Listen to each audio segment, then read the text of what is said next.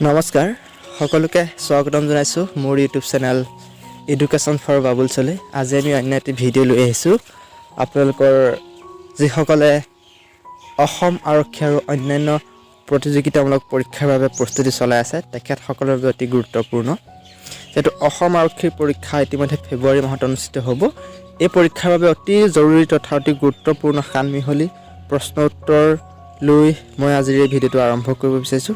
বলক তেন্তে পলম নকৰি আজিৰ এই ভিডিঅ'টো আৰম্ভ কৰো প্ৰথম প্ৰশ্ন অসম চুক্তি ৰূপায়ণৰ দ্বাৰা অসমৰ কোনটো তেল শোধনাগাৰ প্ৰতিষ্ঠা কৰা হৈছিল অৰ্থাৎ স্থাপন কৰা হৈছিল অসম চুক্তি ৰূপায়ণৰ দ্বাৰা ইয়াৰ উত্তৰ হ'ব নুমলীগড় তেল শোধনাগাৰ আৰু এই হৈছে অসমৰ আটাইতকৈ ডাঙৰ তেল শোধনাগাৰ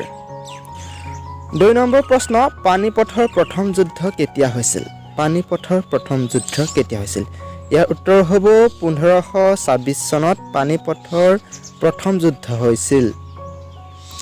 3 নম্বৰ প্ৰশ্ন 2011 চনৰ লোকপিয়লৰ তথ্যমতে অসমৰ সৰ্বাধিক জনবহুল জিলাখনৰ নাম কি ইয়াৰ উত্তৰ হ'ব নগাঁও নগাঁৱত আটাইতকৈ বেছি জনসংখ্যা আছে 4 নম্বৰ প্ৰশ্ন অসমৰ সাক্ষৰতাৰ হাৰ কিমান এই প্ৰশ্নটো গুৰুত্বপূৰ্ণ কিয়নো এই প্ৰশ্নটো প্ৰায়ভাগ পৰীক্ষাতে আহি থাকে টেটৰ পৰা ধৰি সকলো ধৰণৰ পৰীক্ষাত ইয়াৰ উত্তৰ হ'ব 72.19% 5 নম্বৰ প্ৰশ্ন অসমৰ প্ৰথম চলচ্চিত্ৰ নিৰ্মাতা কোন অসমৰ প্ৰথম চলচ্চিত্ৰ নিৰ্মাতা ইয়াৰ উত্তৰ হ'ব ৰূপকোঁৱৰ জ্যোতিপ্ৰসাদ আগৰৱালা চিনেমাখন আছিল জয়মতী 1935 চনত 6 নম্বৰ প্ৰশ্ন শহীদ দিৱস কেতিয়া পালন কৰা হয় শহীদ দিৱস প্ৰত্যেক বছৰে পালন কৰা হয় ইয়াৰ উত্তৰ হ'ব 10 ডিচেম্বৰ তাৰিখে শহীদ দিৱস পালন কৰা হয় 7 নম্বৰ প্ৰশ্ন the cultural capital of Assam বুলি অসমৰ কোনখন চহৰক কোৱা হয় দ্য কালচাৰ অফ কেপিটেল ইয়াৰ উত্তৰ হ'ব যোৰহাটক কোৱা হয় অৰ্থাৎ সংস্কৃতিৰ ৰাজধানী 8 নম্বৰ প্ৰশ্ন অসমৰ মুঠ মাটিকালি কিমান ই এটা অতি গুৰুত্বপূৰ্ণ প্ৰশ্ন অসমৰ মুঠ মাটিকালি হ'ব 78.438 বৰ্গ কিলোমিটাৰ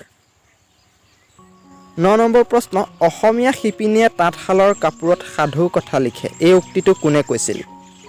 ইয়াৰ উত্তৰ হ'ব মহাত্মা গান্ধীয়ে এই উক্তিটো কৈছিল 10 নম্বৰ প্ৰশ্ন ভাৰতৰ নেপোলিয়ন বুলি কাক আখ্যা দিয়া হয়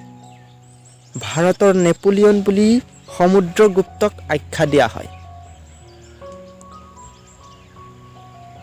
11 নম্বৰ প্ৰশ্ন অসমৰ চিপাহী বিদ্ৰোহৰ গুৰি ধৰোঁতা কোন আছিল ই অতি গুৰুত্বপূৰ্ণ প্ৰশ্ন ইয়াৰ উত্তৰ হ'ব মণিৰাম দেৱানে অসমত চিপাহী বিদ্ৰোহৰ লিড লৈছিল 12 নম্বৰ প্ৰশ্ন কোভিড-19 এই নামটো বিশ্বৰ কোনটো সংগঠনে নামাকৰণ কৰিছিল কোভিড-19 ইয়াৰ উত্তৰ হ'ব হু অৰ্থাৎ ৱৰ্ল্ড হেল্থ অৰ্গেনাইজেশ্যনে কোভিড-19 নামটো নামাকৰণ কৰিছিল 13 নম্বৰ প্ৰশ্ন কামাখ্যা দেৱীৰ মন্দিৰত তান্ত্ৰিক শক্তিৰ ধৰ্মীয় আনুষ্ঠানিকতাৰ পালন কৰা অদ্বিতীয় উৎসৱটো কি ইয়াৰ উত্তৰ হ'ব অম্বুবাচী মেলা 14 নম্বৰ প্ৰশ্ন মানৱ অধিকাৰ দিৱস কোন তাৰিখে পালন কৰা হয় এইটো অতি গুৰুত্বপূৰ্ণ প্ৰশ্ন ইয়াৰ উত্তৰ হ'ব 10 ডিচেম্বৰ তাৰিখে 15 নম্বৰ প্ৰশ্ন শ্ৰীমন্ত শংকৰদেৱে ৰচিত আটাইতকৈ সৰু গ্ৰন্থখনৰ নাম কি ইয়াৰ উত্তৰ হ'ল গুণমালা অৰ্থাৎ ভৰুকাত ভৰালে হাতীমূৰ বান্ধ হৈ যায় গীতটো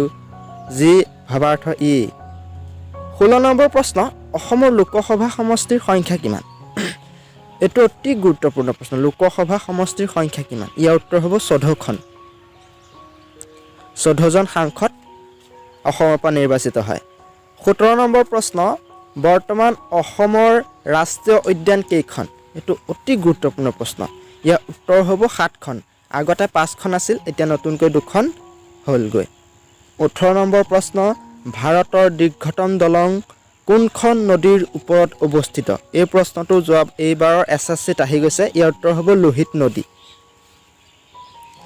ভিলেজ ৰকষ্টাৰ চিনেমাখন কেতিয়া মুক্তি লাভ কৰিছিল ভিলেজ ৰকষ্টাৰ যিয়ে অস্কাৰৰ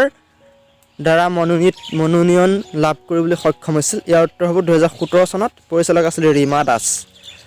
20 নম্বৰ প্ৰশ্ন অভিৰুচি ক্ৰীড়া দিৱস কোন তাৰিখে পালন কৰা হয় এই প্ৰশ্নটোৰ উত্তৰ আপোনালোকে দিব বুলি আমি আশা ৰাখিলোঁ কমেন্ট বক্স খালি আছে আপোনালোকে ইয়াৰ উত্তৰটো অতি সোনকালে দিব বুলি আশা ৰাখিলোঁ আৰু এনে ধৰণৰ নতুন ভিডিঅ' পাই থাকিবলৈ আমাৰ চেনেলটো ছাবস্ক্ৰাইব কৰক আৰু লগৰ বন্ধু বান্ধৱীলৈ ভিডিঅ'সমূহ শ্বেয়াৰ কৰি দিব বুলি অনুৰোধ জনালোঁ ধন্যবাদ জয় অসম